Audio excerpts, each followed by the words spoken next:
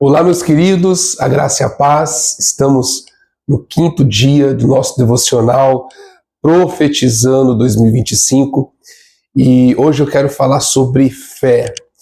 Hebreus capítulo 11, versículo 1 vai dizer: ora, a fé é a certeza das coisas que se esperam e a convicção de fatos que se não veem. E no versículo 6 vai dizer: de fato, sem fé é impossível agradar a Deus, porquanto é necessário que aquele que se aproxima de Deus creia que ele existe e que se torna galardoador dos que o buscam. A fé é um caminho que Deus nos propõe. Eu gosto de pensar nessa definição de fé, porque é isso que a fé exatamente é, um caminho. Deus sempre propõe um caminho de fé para você andar. A escolha é sua, se você vai entrar nesse caminho ou não. Por exemplo, Deus propôs um caminho de fé para Abraão, quando disse: sai da tua terra, da tua parentela, da casa dos seus pais, para uma terra que eu ainda vou mostrar. Ora, a fé é o firme fundamento de coisas que ainda não se veem.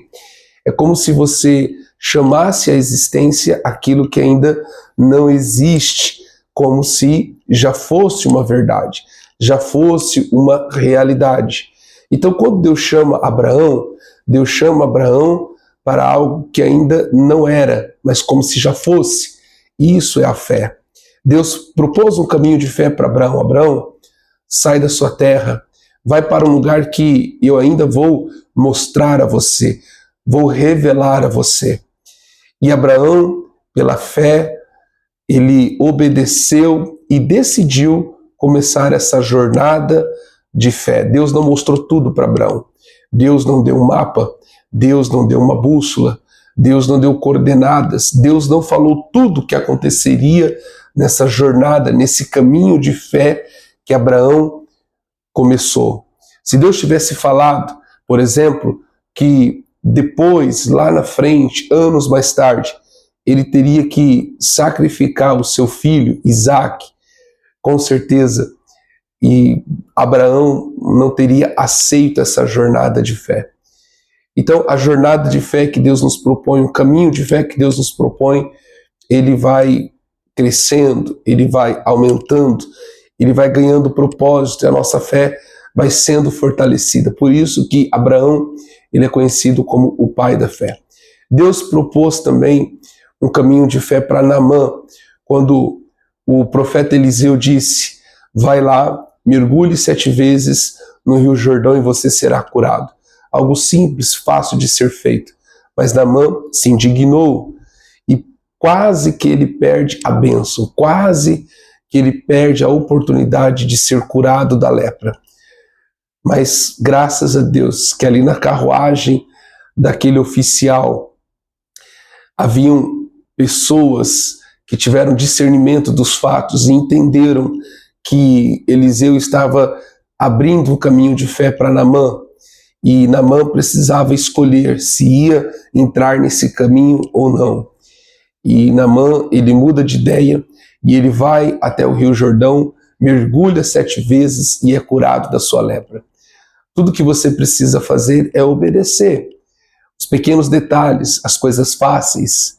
Seja fiel no pouco e Deus vai te acrescentando sobre o muito. No Antigo Testamento, nós temos a história de 2 viúvas, onde Deus, através dos profetas Elias e Eliseu, também propôs caminhos de fé para elas. A viúva de Sarepta, quando Elias chega e fala assim: vai lá e me traz água. Naquele momento parecia ser algo fácil. E a viúva se propõe, então ela vai buscar água para o profeta. Só que quando ela está indo buscar água, o profeta abre um outro caminho de fé para ela. Olha, aproveita e faz um bolo para mim. E aí a viúva fala assim: meu senhor, eu só tenho um pouquinho de farinha, um pouquinho de azeite, Na verdade, eu vim aqui buscar uns cavacos, uns gravetos, porque eu vou fazer esse último pedaço de bolo, comeremos eu e os meus filhos e depois morreremos. Naquele momento, Deus estava cuidando daquela viúva. Deus queria trazer sustento, provisão e multiplicação para aquela casa. Só que isso só aconteceria através do caminho de fé que Deus abriu para ela. E ela obedece o profeta. Ela faz o último bolo. Ela usa todos os recursos que ela tinha, que eram poucos, mas ela obedece.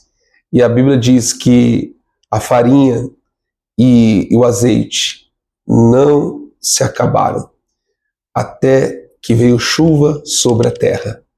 A outra viúva se encontra com o profeta Eliseu e, do mesmo jeito, estava passando uma situação difícil. Os filhos seriam levados como escravos por causa de dívidas. E o profeta dá uma direção: vá, empreste muitas vasilhas e entra na sua casa junto com seus filhos. Pega esse último pouco de azeite que você tem e começa a colocar nessas vasilhas. E ela obedece exatamente em detalhes, no detalhe da vírgula, nos pormenores, todas as direções que o profeta deu a ela. Saber andar pela fé, entrar nesse caminho de fé requer de nós obediência nos mínimos detalhes. E a Bíblia diz que aquele azeite foi transbordando, encheu todas as vasilhas, e quando não havia mais vasilhas, o azeite parou.